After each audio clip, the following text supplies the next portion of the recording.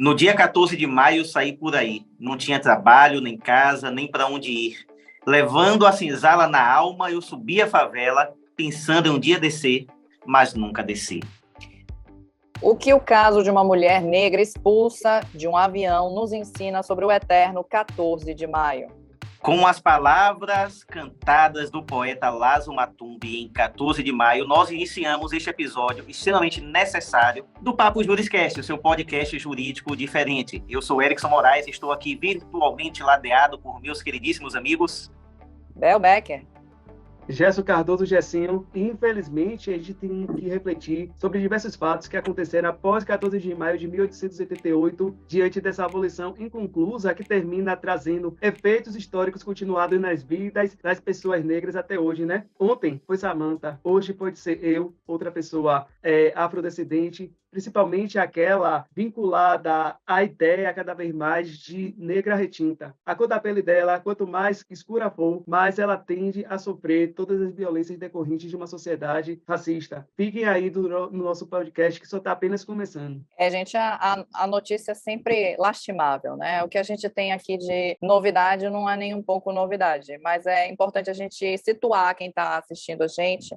para uma situação que ocorreu dentro da aviação brasileira, né, no embarque, antes mesmo do embarque ocorrer, né, efetivamente, dentro da companhia aérea da Gol. A passageira consumidora do serviço, né, de passagem aérea, ela comprou a passagem aérea dela, ela tinha direito a uma bagagem de mão, né, e ela foi com a bagagem de mão dela, e quando ela entrou, ela percebeu que na aeronave, ao redor, não tinha espaço suficiente para encaixar a bagagem dela. Ela pediu ajuda, auxílio, inclusive, aos comissários de bordo, que não deram esse auxílio para ela. Ela recebeu apenas auxílio de duas pessoas que estavam ao redor, também consumidores dos serviços da empresa aérea, e ela conseguiu uma vaga depois de muito custo, mas já tinham convidado ela a sair da aeronave, porque ela estava demorando muito, porque estava atrasando o voo, e ela ficou realmente inconformada, como qualquer outra pessoa, se sentindo injustiçada, e expôs essa situação aos passageiros. Um deles, inclusive,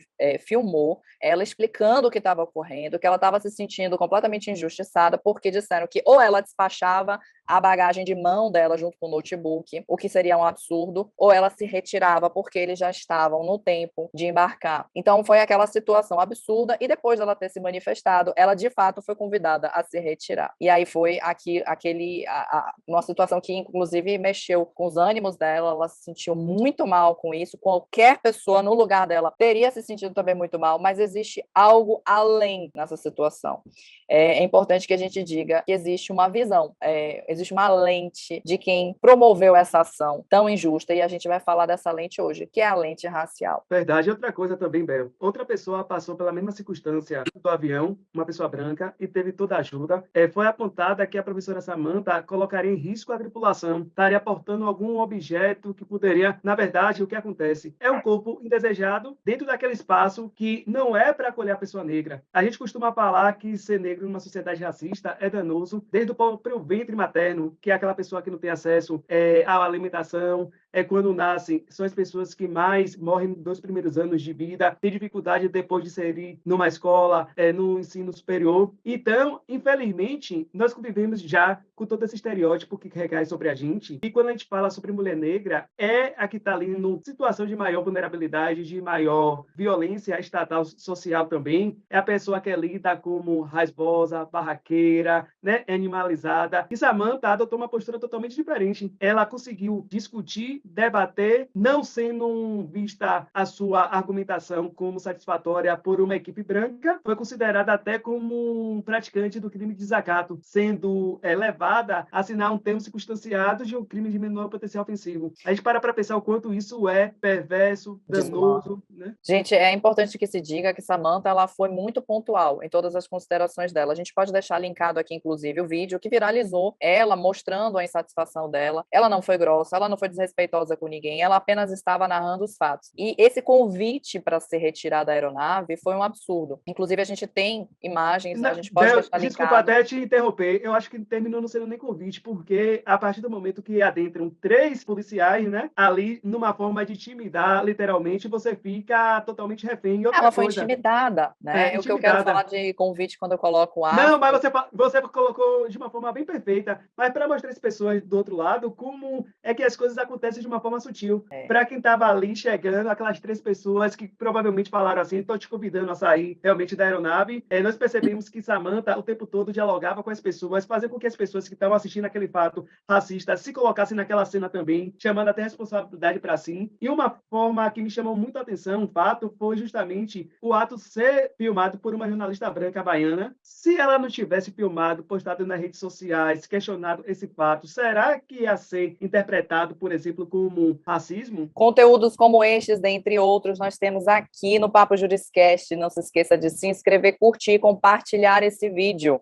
Ative as notificações para não perder nenhuma novidade. Nós estamos também no Google Podcasts, no Spotify e no Instagram, é o @Papo Juriscast. Se, por exemplo, também a pessoa que filmasse esse fato fosse uma jornalista negra, será que ia ser considerado também como racismo? São perguntas que a gente precisa fazer para realmente compreender o que é que está por trás de tudo isso. Nós hoje, em 2023, temos os 135 anos de uma abolição formal inconclusa, como diria Abdias Nascimento, mas a gente percebe que os efeitos da escravidão, a colonialidade continua firme e forte em todas as relações sociais que dialogam com a nossa vida. Então, quando acontece isso com Samantha, tem toda a nossa responsabilidade enquanto sociedade racista, enquanto branquitude, que continua mantendo sempre firme e fiel esse pacto narcísico que une toda ela, né? Como traz a autora Cida Bento. E também eu acho uma coisa importante a ser pensada, qual é o papel das pessoas na luta antirracista. Até hoje é um fato, infelizmente, novo, né? Que reflete tudo que a gente vê no passado e que continua sendo mantido. E, quiçá, vão ter pessoas que vão dizer assim, não foi racismo, não. Ela ali está praticando um ato de mimimi. Quando essa jornalista entrou, ela estava passando pelo corredor e viu uma distinta senhora branca brigando com os comissários de bordo porque queria colocar 2 malas de bordo no negócio lá. Se não me falha a memória, foi isso. Gessinho e Bel me corrija se eu estiver equivocado.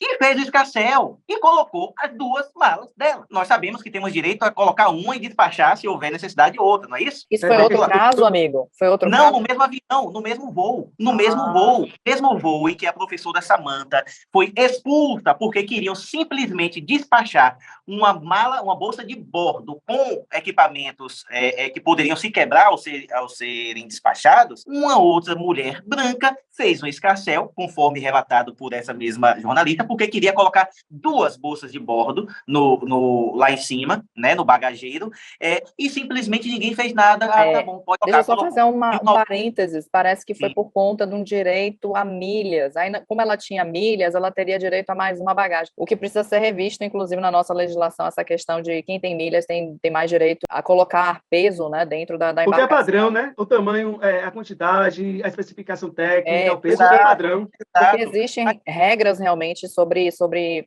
levantar voo com uma carga X. Você não pode colocar Y. Então, esse negócio de milhas é um absurdo. Não pode. Já promove um tratamento diferenciado também, né? E a questão, exato, o tratamento diferenciado, a questão aí já envolve, mas para além dessa questão, a questão não foi de milhas, a questão foi de pele, de tom, de cor, sabe? Foi essa análise, porque com essa distinta senhora branca, os comissários não tiveram a mesma postura.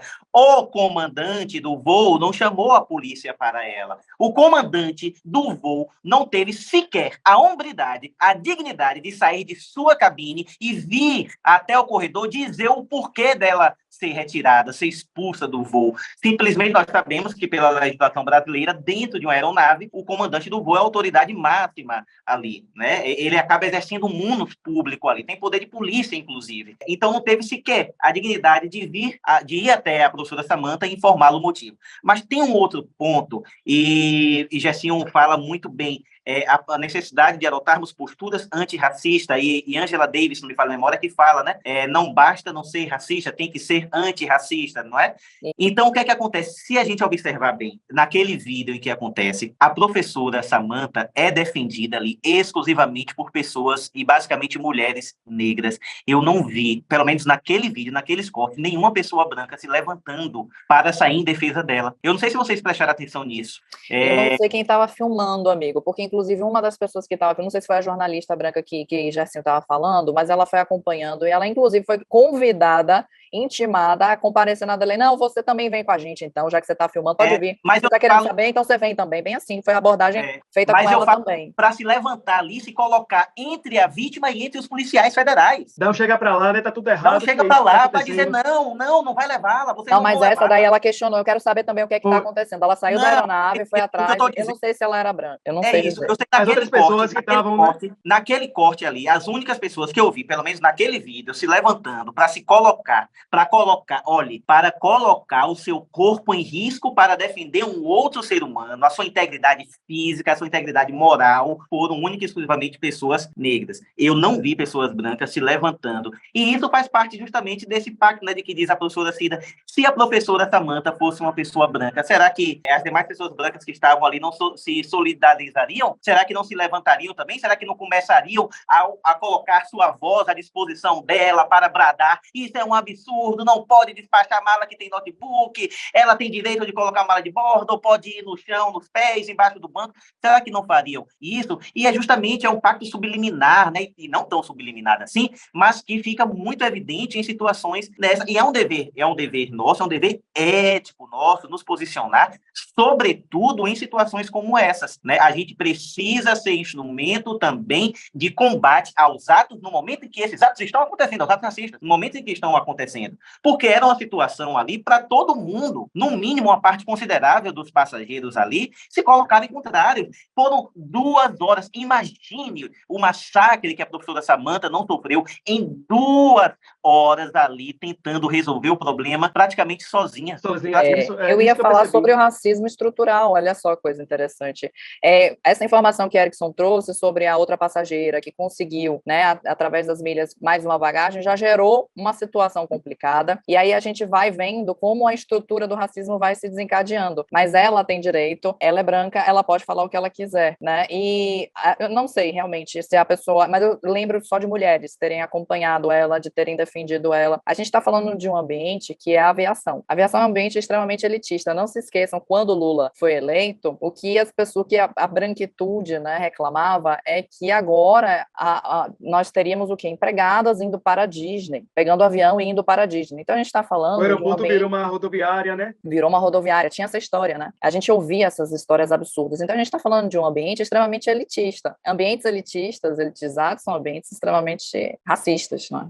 E o problema também é que sobre o corpo de Samantha, né, recai todo o estereótipo que gravita em torno da pessoa negra. Aquele perfil de mulher raivosa, infratora em potencial. Imagine o quanto isso é adoecedor. O próprio comandante, na própria estrutura, ao perceber, provavelmente, aquele fluxo, terminou reproduzindo a ideia do imaginário social, provavelmente, né, naquele espaço. Isso daí é extremamente danoso. Pare para pensar o que é ser uma pessoa negra numa sociedade racista e deseja você que, através do próprio racismo estrutural, institucional, ele termina promovendo negativa de direito, adoecendo e que se amassando. A gente percebe que a pessoa negra nunca é vista em ambientes como esse, ou então de consumo, como consumidora, ou é associada como alguém que vai cometer uma infração a qualquer momento, ou então na condição de executadora de uma atividade marcada pela subalternidade, pela inferioridade. Você não sabe o quanto isso termina sendo adoecedor. Mulheres negras, quando são orientadas por suas famílias, normalmente elas são ensinadas a não abrirem, por exemplo, sacolas, bolsas dentro de uma loja, porque elas podem ser vítimas de uma abordagem de um segurança. As pessoas negras, quando adentram um estabelecimento, são acompanhadas por um segurança. Isso daí termina sendo violento demais. Por exemplo, assim, eu não desenvolvi logo no início a consciência racial, apesar de ser uma pessoa negra, né? A gente sabe que negros são pessoas pardas e negras. Tenho todo o benefício também por conta do colorismo. Quanto menos próximo da cor da pele negra retinta a pessoa mais passabilidade ela vai ter, como o próprio Abdias Nascimento traz. Isso daí significa uma pigmentocracia. Nunca deixei de sair de casa sem importar um documento, porque eu sabia que eu poderia ser o alvo da polícia. Então, saí de casa sem documento é a mesma sensação de estar saindo nu. É aquela ideia de que não posso fazer. E quando a gente percebe esse fato lamentável que aconteceu com a professora Samantha, como o Vininha trouxe, e você também, Bel, no início da fala de vocês, o 14 de maio persiste até hoje. Nós tivemos grandes avanços ao longo do tempo, quando se trata da questão do combate ao racismo no nosso país. Nós tivemos aqui a própria lei Afonso Arino, ela foi promulgada em 3 de julho de 1951. Ela terminou sendo mais limitada, não terminava prevendo atos de discriminações raciais praticadas em todas as esferas da vida. Nós tivemos a própria Constituição de 88, que ela termina avançando, ao terminar constituindo o crime de racismo como imprescritível, inafiançável e sujeito também à pena de reclusão. Em 89, especificamente em 5 de janeiro, nós tivemos a Lei CAO. Avançamos também com a própria, no plano internacional, o Brasil termina assumindo o compromisso de ser signatário da Convenção Interamericana contra o Racismo, porém isso só vai acontecer em 2022, ou seja, o Brasil sinaliza esse compromisso em 5 de janeiro de 2013, e esse ato só acontece em 2022. E no início desse ano, né, especificamente no dia 11 de janeiro, nós tivemos uma outra modificação no Código Penal e também na Lei CAO, fazendo com que o crime de injúria racial fosse tratado numa perspectiva de racismo. Houve um avanço legislativo, houve uma mudança muito grande também, protagonizada principalmente pelo movimento negro, mas a gente não avança enquanto sociedade. Isso que precisa ser pensado, precisa ser refletido. Qual é o nosso papel, quais são os nossos valores, quais são as nossas concepções de mundo numa sociedade diversa. Gersinho, eu fico só pensando numa questão, por exemplo, esse caso da Samantha, será que ele seria considerado pela legislação, né? Hoje a gente já teve esse avanço, que injúria racial é racismo. A gente está falando de 2023, para quem não sabe, quem está assistindo a gente está falando de 2023, então a gente teve essa equiparação, mas nesse caso específico a gente conseguiria colocar como um crime de racismo dentro do que já existe na lei. Eu fico porque como foi aquela questão da sutileza, né? É só uma questão de olhar, porque dentro da legislação ela causou um tumulto, isso é muito subjetivo, né? O que seria o tumulto? Porque para mim a professora Samantha, ela foi extremamente pontual, como eu falei no início, ela não foi grossa com ninguém. Ela estava se manifestando. Mas não pode se manifestar dentro de aeronave, não pode atrasar o voo. Isso é tumulto. E, Bel, desculpe até te interromper, ainda que ela fosse grossa para ser incisiva, para impor a palavra dela, ela estaria agindo de forma legítima. O que acontece é que a gente tem, como a gente sempre conversando em bastidores, focam mais na reação da vítima do que no fato delituoso praticado, né? Isso daí é preciso pontuar. Quando Giovanna Elbank, por exemplo, grita, esbraveja, luta de forma legítima por um direito de proteção aos seus filhos, ela não é considerada como raivosa, como mal educada. Mas se a mesma pessoa vítima desse fato quiser esbravajar, quiser impor sua manifestação para uma pessoa negra, tem totalmente outra perspectiva por uma sociedade. Eu vou compartilhar com vocês aqui uma questão que eu percebi durante esse desdobrar dos fatos. Samantha, não sei se foi ouvida por outras formas de comunicação, outros meios. Eu vi ela numa entrevista aqui, a jornalista Jéssica Sinha, que faz um trabalho belíssimo na televisão, questionando a ela se sentia vítima ou não de racismo. Ela deixou esse fato para ser apreciado pelo Poder Judiciário. E o que me preocupa nesse sentido é que nós temos um judiciário branco, né? Se a gente considerar que no Brasil apenas 12,8% dos magistrados e magistrados é pessoa negra, né? A gente percebe isso. Infelizmente, como você trouxe aí, existe essa dicotomia do que significa injúria racial, do que existe racismo, mas o artigo 20 da Lei CAO, né? Ele traz essa possibilidade da gente quadrar. Mas o problema todo é quem está do outro lado, no sistema de justiça, que é o delegado, que é o promotor, muitas vezes, quase sempre, adotando uma visão precocêntrica, vai considerar aquele fato como uma injúria, entendeu? E também tem toda a estratégia da defesa. Eu tive uma oportunidade de fazer uma pesquisa, percebi que em diversos casos terminam sofrendo a desqualificação de racismo para injúria. Mas agora não desqualifica mais, né? Agora não vai desqualificar mais. Que não vai. Mas a grande questão é, será que eles vão enquadrar como racismo? Eu fico sempre com essa dúvida. Para isso, Bel, nós precisamos, veja, dentro do direito, sobretudo do direito penal, tem aquela coisa, né, do elemento subjetivo do tipo, tem que analisar o dolo. Se a gente partir de uma análise assim muito tradicionalista do direito e do direito penal, a gente observa, mas não tem como extrair ali o dolo específico de praticar o crime de injúria racial ou de racismo. Uma coisa é certa, a gente precisa extrapolar os cânones tradicionalistas e opressores do direito, inclusive do direito penal. Não é adotar a linha do direito penal do inimigo ou pretender a responsabilização objetiva subjetiva das pessoas que são ali processadas. Mas a gente precisa entender que o racismo precisa ser combatido, e para combater o racismo, a gente precisa combater a sutileza. Ponto. Porque o racismo não é só aquela coisa ostensiva, sabe? É gritada. Explícita. Essa atitude dos comissários de bordo, do comandante do voo, daquele voo da companhia aérea Gol, com a professora Samantha, é o que se não for racismo? Se não for uma expressão do racismo, o racismo em si ali, pungente. Então, o direito precisa romper com essas estruturas tradicionais, no campo criminal, inclusive, porque senão a gente não vai avançar. Porque se ficar esperando, tem que identificar. Lógico que um penalista mais tradicional vai se contorcer todo a me ouvir falando algo desse tipo, mas a gente precisa romper com isso, porque senão a responsabilização vai continuar sendo, sobretudo quando a gente analisa quem julga. E aí tem um ponto importante. A gente precisa tratar o racismo como algo objetivo, não como algo subjetivo. É o fato, é o ato.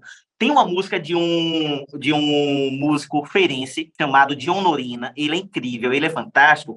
E tem um texto que fala assim: tua intenção pode ser boa, mas o que vale é a ação. Sabe essas coisas assim? Aí a gente pratica um ato racista, aí é exortado por conta disso. Pô, você foi racista. Desculpa, eu nem percebi, eu não tive a intenção. O que machuca não é a intenção ou a falta dela. O que machuca é o ato. Então nós precisamos trazer um grau de objetividade na análise desses casos, porque se a gente ficar sempre preso à ideia da subjetividade, do elemento subjetivo do tipo, a gente não vai conseguir atuar, porque o racismo é estrutural, é tão enraigado, que quando uma pessoa, no mais das vezes, pratica um ato racista, ela não está ali conscientemente naquela hora pensando assim, eu vou ser racista agora com essa pessoa. Não, ela não está pensando, mas está sendo. Verdade. E uma coisa que a gente precisa sinalizar também, quando a gente traz o exemplo de comparar uma pessoa negra à executadora de uma atividade marcada pela subalternidade, é porque, infelizmente, no mercado de trabalho, ela está ali naquela posição. Com esse processo de abolição inconclusa, nós percebemos que a escravidão foi importante para desenhar o local que a pessoa negra permanece, sendo que nós precisamos valorizar o trabalho intelectual, o trabalho técnico, o trabalho manual. Historicamente, o que acontece no nosso país? O trabalho manual é considerado coisa de trabalho de pessoa negra, porque a branquitude nunca quis, né, a aristocracia branca, colocar as mãos nas massas para executar. Quando a gente sinaliza isso, é para demarcar realmente que a nossa sociedade precisa ser pensada de forma racializada. Isso também reflete nas posições e nas profissões. Eu gostaria de aproveitar e dizer que esse nosso episódio aqui é para todas as Samantas, todas as mulheres que precisarem reivindicar seus direitos, para que elas se sintam apoiadas, para que elas não precisem mais ter medo, para que elas não estejam mais numa situação em que elas precisem medir as palavras. Não, elas têm direito. E a gente está aqui para evidenciar, deixar claro isso, de que a sociedade precisa mudar e precisa apoiá-las, sim. Samantha, sinta-se apoiada pelo Papo Juriscast. Aqui a gente entendeu o que aconteceu com você e a gente valoriza a sua postura. Parabéns pelo que você fez. Você não merecia o tratamento que você teve.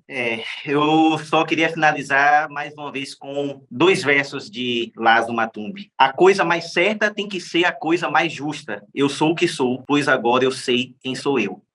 A você que nos acompanhou até aqui, nosso muito obrigado. Vamos avocar, é um dever, vamos avocar para nós esse dever ético que nós temos, sobretudo nós, branquitude, de romper com essas estruturas racistas que nos beneficiam e nós precisamos tomar essa postura, essa atitude, como bem diz Gersinho, a batata é nossa, tem que ser jogada no nosso colo e nós somos os responsáveis por criar, somos, portanto, os responsáveis por depurar a sociedade disso. A você que está aqui, nosso muito obrigado. Ativa o sininho se você está pelo YouTube para receber as nossas notificações. Estamos também no Google Podcasts e no Spotify. Aproveite também para nos seguir no Instagram, @PapoJurisCast. Um beijo no seu coração. Vamos nos autorresponsabilizar por aquilo que é responsabilidade nossa. Até breve.